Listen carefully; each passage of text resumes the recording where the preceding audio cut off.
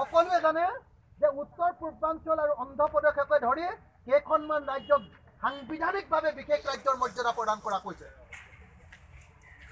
370 কাশ্মীৰৰ কাৰণে প্ৰদান কৰা যিটো আপোনালোকৰ সাংবিধানিক সুৰক্ষা, সেই সাংবিধানিক সুৰক্ষা ভাৰতবৰ্ষৰ ইতিহাসৰ এটা বিশেষ মুহূৰ্তত হৈছিলে আৰু সেই সাংবিধানিক সুৰক্ষাত এটা স্পষ্ট যে ভাৰতবৰ্ষত যিয়ে আইন তৈয়াৰ নকৰক লাগিলে কাশ্মীৰত সেই আইন প্ৰযোজ্য নহয়। আৰু ভাৰতবৰ্ষৰ ৰাজ্যবিলাকে পোৱা আটাইতকৈ ডাঙৰ অধিকাৰ সেই 370 কাশ্মীৰৰ যি অধিকাৰ, সেই অধিকাৰে ভাৰতবৰ্ষৰ ৰাজ্যবিলাকৰ আটাইতকৈ ডাঙৰ অধিকাৰ।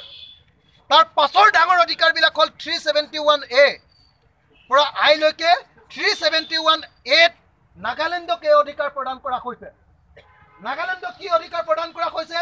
কৈছে যে আমাৰ ভাৰতবৰ্ষত যিয়ে আইন প্ৰচলিত হৈ নাথাকক লাগিলে কিয়, চিভিল আৰু ক্ৰিমিনেল প্ৰচিডিউৰৰ ক্ষেত্ৰত নাগালেণ্ডৰ নিজৰ পৰম্পৰা অনুসৰি কাষ্টমাৰী ল অনুসৰিহে নিৰ্ধাৰণ হ'ব। কোনো পধ্যে ভাৰতীয় আইনে নাগালেণ্ডত কোনো পধ্যে ভাৰতীয় আইন মতে বিচাৰ নহ'ব। তাৰপিছত 371B এইটো অসমৰ কাৰণে, কিন্তু অসমৰ কাৰণে মানে তাত একো নাই।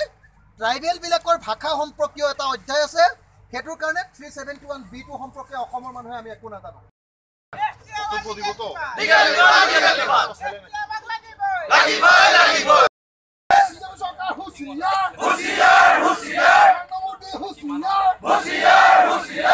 অসমৰ 6টা অন্যতম জনগোষ্ঠী, মৰাণ জনগোষ্ঠী, মটক জনগোষ্ঠী, টাই আহোম জনগোষ্ঠী, চাহ জনগোষ্ঠী আৰু কোচ ৰাজবংশী জনগোষ্ঠীক জনজাতিকৰণ কৰিব লাগে বুলি আমি অসম জাতীয়তাবাদী যুৱ ছাত্ৰ পৰিষদেও ইতিমধ্যে কেৱল মাত্ৰ দাবী জনোৱাই নহয়, আমি ৰাজপথতো আমাৰ সংগ্ৰাম আমি কৰিছোঁ।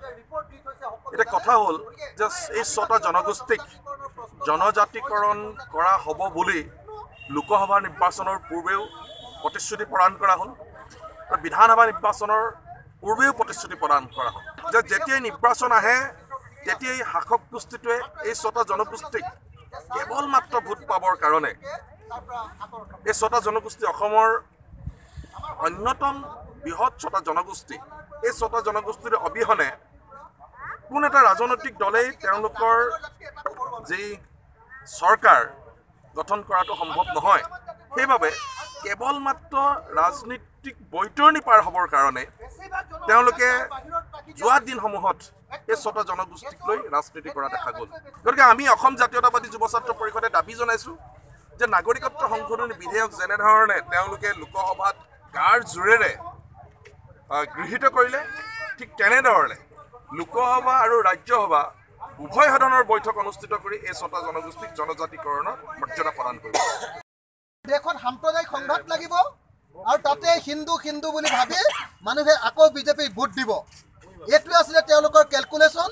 সেই কেলকুলেশ্যন ভাগি গ'ল আৰু পৃথিৱীৰ সকলো হিন্দুক নাগৰিকত্ব প্ৰদান কৰিবৰ কাৰণে নাগৰিকত্ব সংশোধনী বিধেয়ক 2016 অনা হৈছে বুলি তেওঁলোকে স্পষ্টভাৱে ঘোষণা কৰিছে।